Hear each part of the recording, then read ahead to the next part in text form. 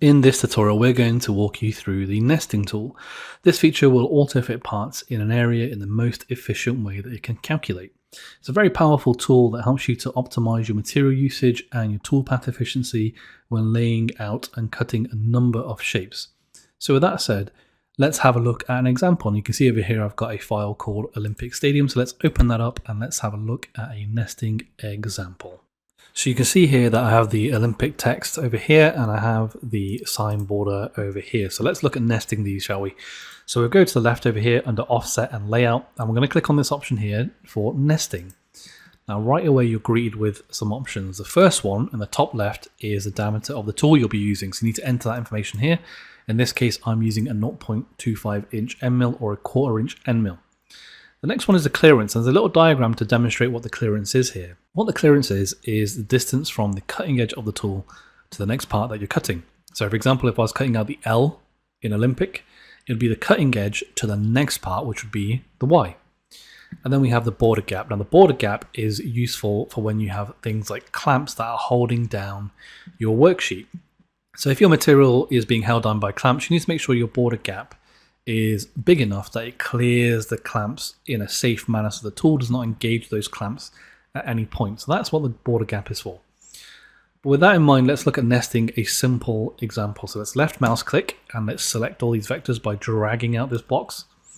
And what we're going to do is not look at too many of these options just yet. We're just going to show you a simple nesting, and we'll click on preview. And you can see that because I had the option set to nest from the bottom left, it is nested from the bottom left up and out for our parts here. Now you can obviously see that there's a big gap here we could probably utilize. So let's have a look at doing that, shall we? So we'll go back over to reset preview. And then what we're going to do with our vector selected is this time we're going to make a version of it where it allows the parts inside other parts. That's this option just here under the part nesting options. So we'll check that here. And you can see the software has recognized that it can fit the parts into this part here, so that's highlighted for you. And if we hit preview, you'll see it's now put those parts inside there, and you can see how it's made the maximum use of our space. So it really helps optimize the use of our space of the worksheet. But we've also now got space up here. So let's look at making an extra copy. So again, we'll reset our preview, and this time we'll go to the individual part properties of the form, and we will click on this arrow here to make it 2 copies. Make sure to hit this button here to apply it. And then what we'll do is now preview that. And you can see it's now made 2 of these on the worksheet, again, making the most of the space that we have here. So that's just a quick overview of the nesting tool, but let's have a look at some other ways you can use it. So let's cancel this for now. And we're going to go up to open an existing file. And we're going to have a look at another file. So we're going to look at this one here, which is nesting example. And I don't want to save any changes to this one, so we can click on no. And now we have a new example to look at. So I'm going to look at this part over here, which is the C shape. I'm going to left mouse click and drag out to select that whole part. Go back into the nesting tool. And you'll notice that what it's highlighted, it's got number 25 next to it. That's because it remembers that last time I used this file, I made 25 copies. You can see the number of copies over here in the form as well. Now what I'm going to do this time is look at making the most of the sheet and trying to get 25 of these onto this sheet. So I'm going to make sure that the clearance and border gap is a little bit larger this time, and I'm going to click on preview to see what that looks like. Now you can see there's quite a few parts already on that sheet, but you notice there's some spillover onto this other sheet over here. Now interestingly, you'll notice that it's gone from sheet 1 to sheet 2 to sheet 3. Now what if you wanted to actually nest those parts onto sheet 1 first, then onto the next sheet? Well, you can actually do that. So what we'll do is we'll reset the preview. We'll make sure our part's still selected. And this time we're going to use this option over here in the form, which is under active sheet and then nesting sheets. So it says use active here, but if you click on this option here to check overwrite active sheet, take note of what happens. I'll click preview again. And this time you'll notice it goes straight away to sheet 1. So it's overwriting onto the active sheet, which is sheet 1. You can see the active sheet just here in the drop down. And then it's spilled over to sheet 2. But again, I want to make the most of the room I have here. So let's have a look at trying to get these all onto one sheet.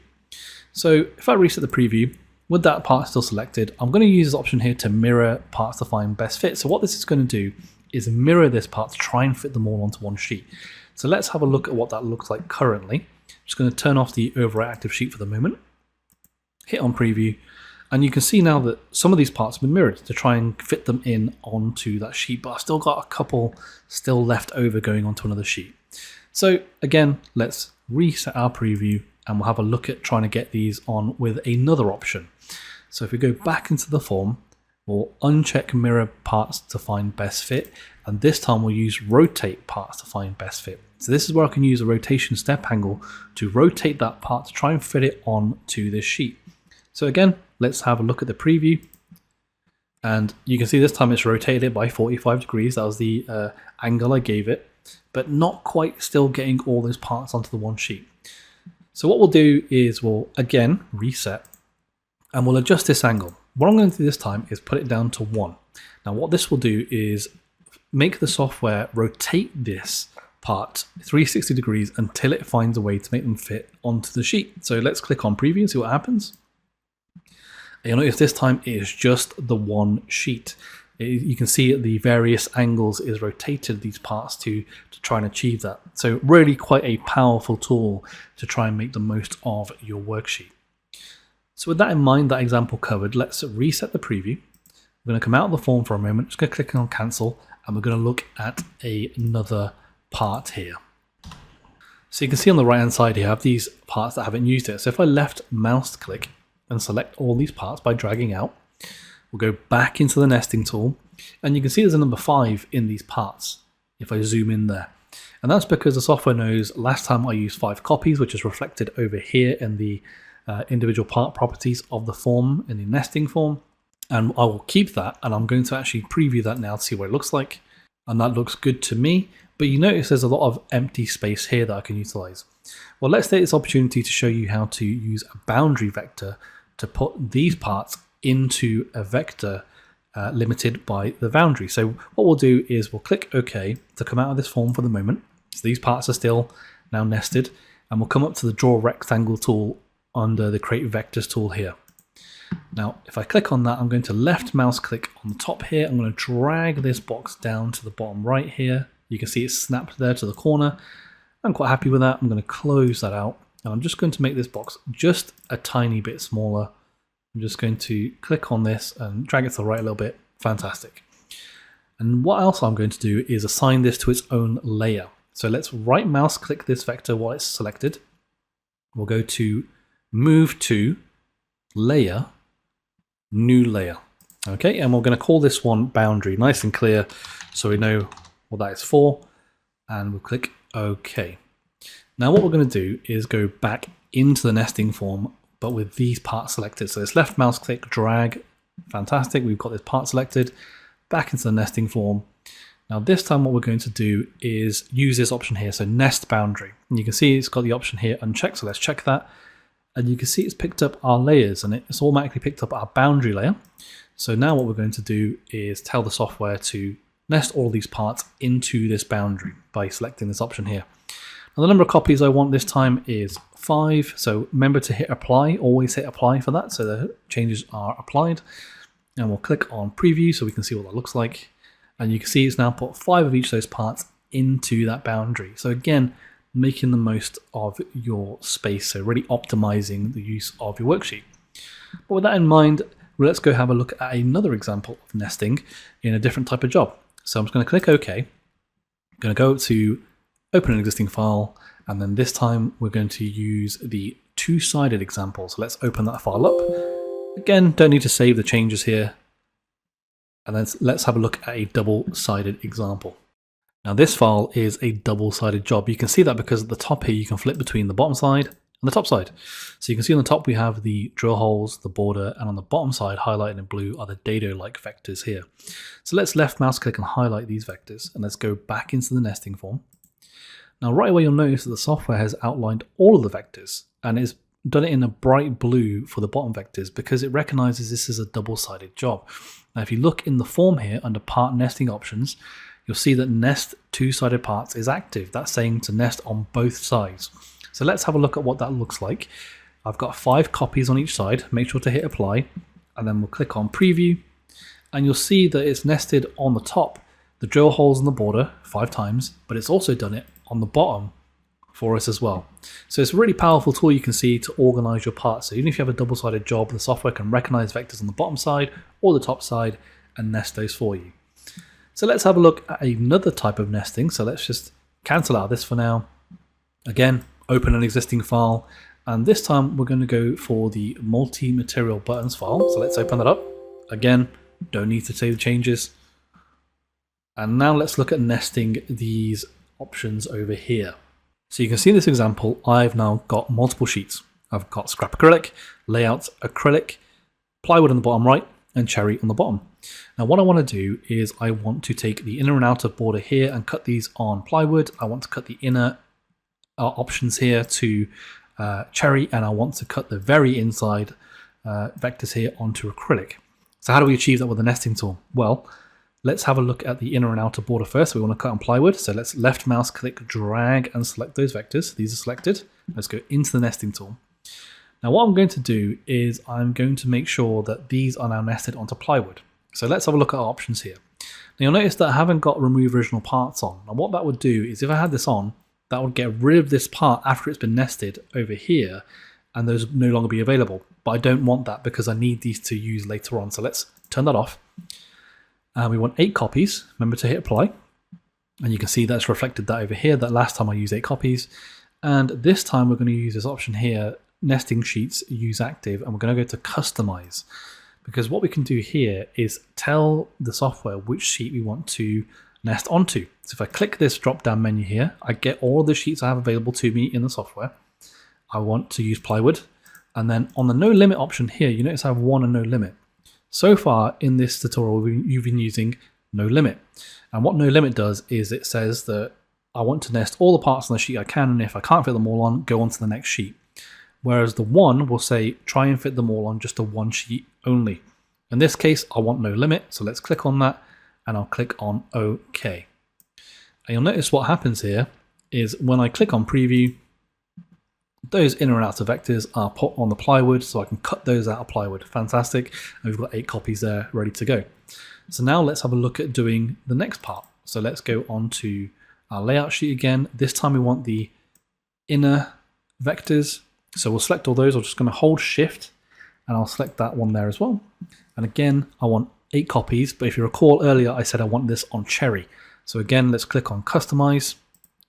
And we'll go and change this one to cherry. Again, no limit. Click OK. Make sure you've got 8 copies applied there. Preview. And there you go. Wonderful. We've now got our part onto cherry. And then finally, we want our inner parts on acrylic. So let's go over to the inside of the button here. Highlight those vectors. Now, some of you may have noticed I've got 2 acrylic sheets. I've got scrap acrylic and acrylic. Now I think it'd be a shame to waste all of the space I've got here on the acrylic sheet when I can clearly use a lot of it. So let's see if we can get some of these over to the sheet. So for now, I'm just going to click on cancel, and I'm going to go up to the draw rectangle tool. So we're going to do what we did earlier. So let's double click on that sheet, click on the draw rectangle tool. Let's get in here from the bottom right corner, and let's create a rectangle to fit inside of this sheet. That looks good to me so far. Let's let that go, click close, and then what we can do is have a look at nesting these buttons onto this sheet using that boundary. So to do that, let's make sure that our boundary vector has got its own layer. So let's select it, right mouse click, move to, layer, new layer. And again, nice and clear, let's call this one boundary, hit OK, and then we can look at nesting these. So let's select those inner parts for the cutout there. Go back into the nesting form. And this time what we're going to do is make sure there's 8 copies, hit apply. But this time we're going to make sure that we use our bounds there. And we are going to actually customize this one. So what we're going to do is tell it to pop onto this sheet. So go to customize, choose the scrap acrylic sheet, and then no limit for now, click OK, have a look at that preview, see what happens. And now you can see that it's put as many of the parts as it could onto the scrap acrylic sheet, but then it had to spill over onto a new sheet. Well, I've already got an acrylic sheet, so why don't we make the most of that, because that's the one I've actually got in my workshop in the right size. So let's have a look at how we can do that. So let's reset the preview for now. And then what we can do is go back over to this sheet and then select these again, go back into the nesting tool. And this time what we will do is we will say to use that boundary vector again. That is all correct, but in the customize menu this time, we're going to go scrap acrylic, and this time we're going to put the limit of 1. So we're going to tell it to go put it on that one sheet, and then anything else, what we're going to do is click on this plus icon here to add a new sheet to the list. And we're going to say go to your acrylic sheet, and that one will have no limit. And what will happen is if for whatever reason there's an amount that can't fit onto this acrylic sheet, it will create another sheet the same size as this one for the extra parts to go onto. So let's click OK. And actually, before we do that, what I'll show you is that you can actually change the order of the sheets here that you want to nest onto by clicking these up and down arrows. So you can move these up and down, and you can also get rid of a sheet if you click on this trash can icon here. You can see it says remove selected sheets from list. So if you ever need to remove any, you can do that. But for now, let's click OK, and let's have a look at what that preview looks like. Wonderful, there we are. You can see this time it's put it onto the scrap acrylic, so I'm making the most of that material, so I'm not wasting any material, and then it's gone onto my other acrylic sheet ready for me to cut out. So you can see how powerful the tool is in optimizing your cuts and organizing your cuts. For now, I'll click OK, because we're now going to go look at another example where you can use filler parts. So again, I'm going to pop up to open an existing file. I'm going to go back to the nesting example. Again, don't need to save changes. And we're going to have a look at using filler parts on this file. So how do we use filler parts? Well, let's first select our part that we want to fill with. So let's left mouse click and drag and select our part. Go back into the nesting form. Now keep an eye on this symbol here. Currently it's a star because the filler option is checked. Now if I uncheck that and hit apply on copies, you'll notice it's 5 because it's saying there's 5 copies in the form and has reflected that for the part here. But as soon as I click on filler and apply, what that will do is change it to a star to indicate that that is a filler part. Now, let's say you have a scenario where you want to fill the entire worksheet with as many of these parts as possible, but you have no idea how many you can actually fit. Well, this is where the filler part comes in handy, because the software will work out for you how many of these it can fit in line with these settings that you've set onto the worksheet. So let's have a look at what that looks like. So you've hit preview, and you can see it's put as many of those parts that could physically fit onto that sheet for you. Now let's reset, because there's another scenario I'd like to show you where you might want to use the best of your space. So I want to make 20 copies of this C-shaped part here. So let's hit apply and let's hit preview. Now notice that it's actually nested all of these from the bottom left again, because that's what I've got set on the nest from options. But I've got plenty of room here for another part. And this is where filler parts can come in handy, because you can fill the rest of your sheet with that filler part. So let's have a look at doing that. So let's reset the preview. I'm going to select my filler part first, so left mouse click, drag to select that part, and I've got a filler checked over here. You can see the icon here, or the symbol for the filler part. Make sure to hit apply. Then we'll hold shift on the keyboard, and then we're going to select the part that we want the 20 copies of. So what this is now telling you, and you can see the 20 here, and you can see the star here, is that it's going to do 20 copies of this part onto the sheet, and then fill the rest of the area with as many of these parts as it can. Let's have a look at that in the preview. And you can see just that. You can see here now the nested parts. You've got 20 of these, and the rest of them have been filled, or the rest of the space has been filled with these filler parts.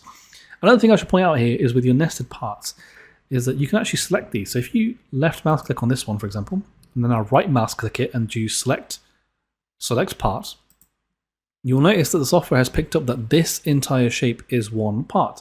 It's picked up the inner vectors of this shape, and it realizes that is one part. I can do the same with this one over here.